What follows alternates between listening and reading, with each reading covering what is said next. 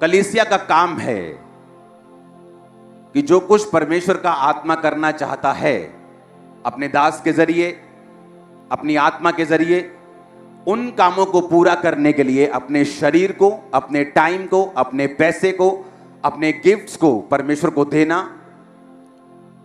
तब बाइबल कहती जो कलीसिया आई है वो आशीषित होगी। आमीन। पौलुस ने कहा परमेश्वर तुम्हारी हर घटी को इज्जत समेत पूरा करेगा। कई बार घटियां बेइज्जती से पूरी होती हैं। हाँ, कि घटी हो गई, आप मांगने जाते हैं, वो 10 टाइम बेइज्जती करता है और फिर देता है 20,000 ब्याज टाइम पर देना पर। परमेश्वर कहता लेकिन मैं तुम्हारी हर घटी को इज्जत से पूरा करूंगा, तुम्हें बेइज्जती नहीं होगी। पर यह किसको बोला गया?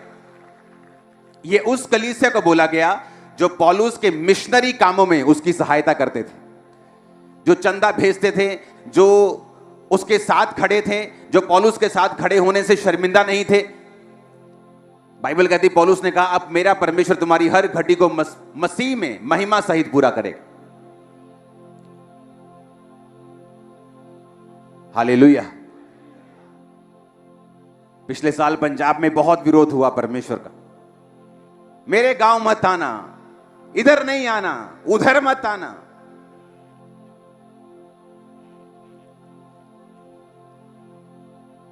तो मैंने कहा था एक कमेटी बनाएंगे, पास्टर्स कहीं भी किसी भी मिशन का किसी को टच किया उसका सारा जिम्मेवारी हम लेंगे, चर्च लेगी।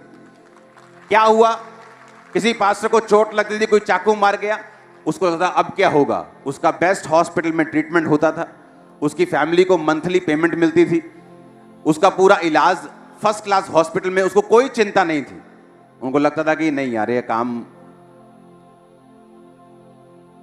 हर संडे मेरा बयान आता था कि नहीं? क्योंकि पंजाब के हर गांव से इस चर्च के मेंबर हैं, तो मेरा बयान काम करता था। अब लोग बोलते हैं मणिपुर के लिए बयान क्यों नहीं देते? वहां मेरा कोई मेंबरशिप नहीं है, कांटेक्ट नहीं है। मेरा बयान उनका नुकसान करेगा, फायदा नहीं करेगा। लेकिन क्या मैं काम कर रहा हूं? खुदाबंद छक्के छुड़ा देगा, टाइम की वेट करना, अपनी जस्ट वेट करना। हर काम को बोल के किया जाए जरूरी नहीं।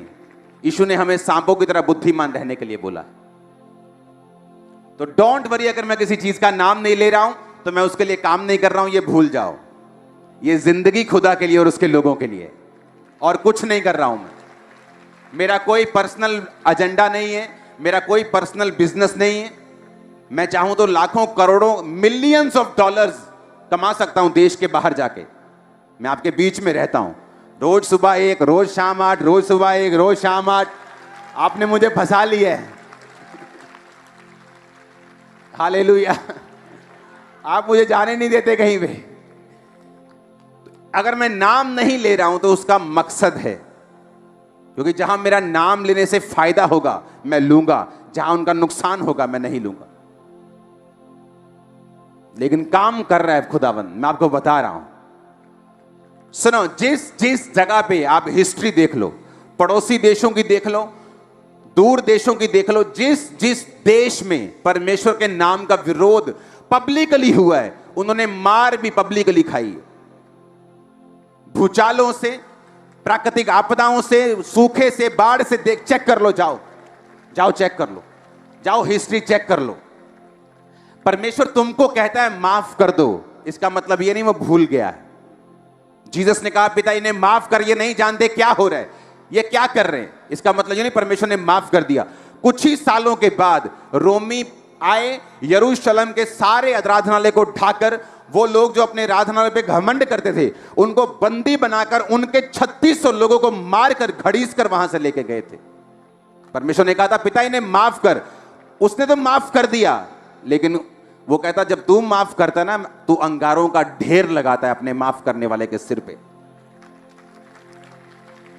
तो लोग तो विरोध करके भूल जाते हैं, लेकिन जब परमेश्वर जवाब देता है ना, तो तौबा तौबा कानों में हाथ लगते हैं कि नहीं? फिर वो हटता भी नहीं, जल्दी हटता भी नहीं। वो फिर वो पूरा हिसाब किताब चुकता करके वो हटेगा।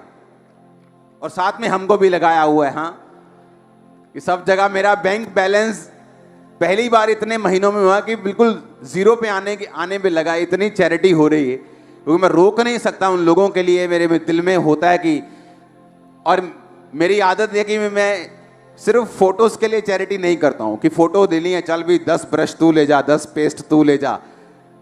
हाँ, वो मैं कर नहीं सकता हूं। अगर चैरिटी किसी के घर में जाएगी तो महीने का राशन, बोतलें, दूध, डायपर सब कुछ जाएगा। तो ऐसा नहीं जाएगा कि हाँ 2 सेकंड के लिए गए, फोटो ली इंटरनेट पे डालने के लिए। वो मेरे से होता नहीं। आप जितना इंटरनेट पे देखते हो वो सिर्फ 1% है जो चैरिटी हम करते हैं। जीसस ने कहा तेरा दाहिना हाथ करे बाहिना ना जाने, बाहिना करे दाहिना ना जाने। जो कुछ भी इंटरनेट पे पढ़ता है वो इसलिए कि मेरे spiritual sons 1500 pastors and spiritual sons वो फॉलो कर सके सेम। उन्हें मालूम हो मिनिस्ट्री क्या कर रही है, वो भी फॉलो कर सके। That's it. हालेलुया। तो ये भूल जाओ कि परमेश्वर भूल गया है। उसने तुमको बोला है माफ करने के लिए, वो खुद हिसाब किताब पूरा चुकता कर रहा है। हालेलुया। और ऐसा ही है परमेश्वर। इसलिए बाइबल कहती है परमेश्वर के हाथों में पड़ना भयंकर बात है। जब मेरे घर में क्रिश्चियन सिस्टर्स आई थी प्रार्थना करने के लिए मेरे दादा पे, तो मैं उनको बोलता था कि अगर दोबारा मेरे घर में आए ना, हिंदू घर है हमारा, तो पीटेंगे तुमको, क्योंकि तुम ऐसे हो, तुम वैसे हो, तुम हमारे खिलाफ बोलते हो। विरोध करके अपनी फैमिली को मैं ले गया वापिस, चर्च नहीं जाने दिया।